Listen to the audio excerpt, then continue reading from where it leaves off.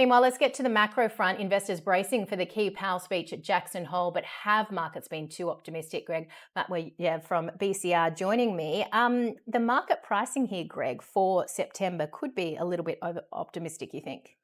Certainly, I think it is way too optimistic. The Fed Fund futures are pricing at the moment a 75% probability that the Fed will be cutting rates, in September. So they're almost pricing, with confidence it's a done deal. So obviously, we do have, Powell speaking tonight at Jackson Hole. And I don't think that he is going to be aligning to that pricing and actually, confirming that we are actually going to be getting that, rate cut in September, and the Fed's starting that easing cycle again. So, Powell not aligning to that market pricing is certainly a risk. It's a disappointment. But I think he's going to do it for, some valid reasons. And he's not going to, I guess, kowtow to what US President Trump wants him to do.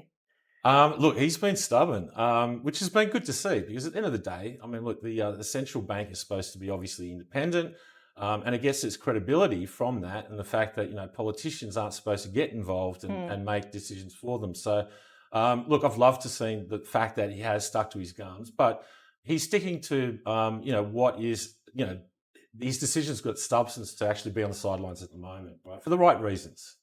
What about if you look at inflation, though, the CPI and the PPI print together, that doesn't necessarily paint an overall rosy picture, does it? No, it doesn't. Okay, so CPI this month, it marginally went up, okay? So it didn't really set off any alarm bells. Core CPI year on year was at like 3.1%. But it was PPI that certainly set off the alarm bells, because we had a big rise in PPI. And that went up to year on year like 3.3%, which was the biggest gain that we've seen in like 3 or 4 years in PPI. And so what that number is actually telling us is that the producers at the moment are eating the cost of the tariffs. And so what generally happens with PPI and CPI is that PPI generally leads CPI. So when you do have a big spike in PPI, it's going to show up at some stage with a lag effect into CPI. And generally what will happen is that the producers, obviously when their profit margins drop, they're going to then pass that cost on to the consumers. So look, the Fed 100% knows that CPI will be going up. Just how much, obviously they don't know. And the reason why they've been on hold is because they want to see what the tariff effects are on CPI.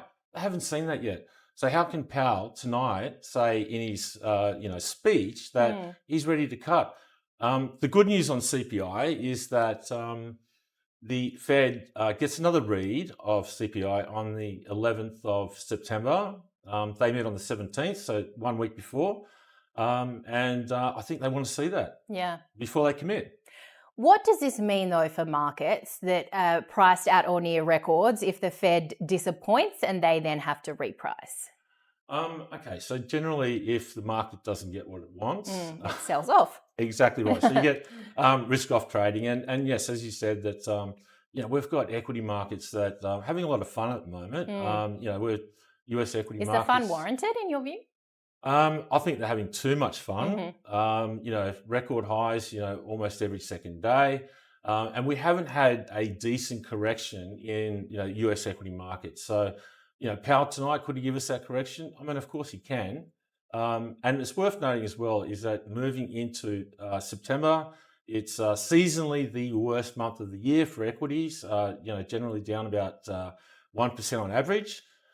So chasing equities fresh long at these sort of levels, probably not the wisest thing to do. So what should we be looking at? I mean, we're obviously looking at the dollar, we're looking at gold. What are you sort of looking at for big moves here? Okay, look, certainly gold is something that, in the last, few months or this year has given us a lot of volatility. It's given us really good ranges, even on a daily basis. I mean, a big move in gold a few years ago would be like $20 on a day. No, we're getting 50, sometimes $100 days. So look, gold certainly, it yields nothing. So it loves a dovish bed, it loves rate cuts. So if it's disappointed and doesn't get that, obviously it's going to be bearish for gold. Also, if obviously the US dollar rallies, they'll weigh on gold as well. So potentially tonight, if Powell does disappoint, gold could sell off down towards 3,300, or even the bigger support levels around 3,280. And of course, we're going to be watching what happens in the bond market, and I gather as well what happens in the yen. Look, absolutely. When you are watching, Powell or FOMC or any sort of big US economic data, always have a look at what the US bond market is doing. So US 2-year yields, US 10-year yields. Obviously, if those yields are selling off or going lower, market views that speech is dovish. They go up. Obviously, it's hawkish.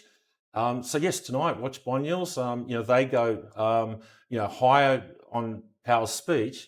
Don't be selling the US dollar, because that dollar is going to be going up. It's going to be ripping. And obviously, equities lower, gold lower, etc. But yes, watch bond yields for a cue to trading the speech.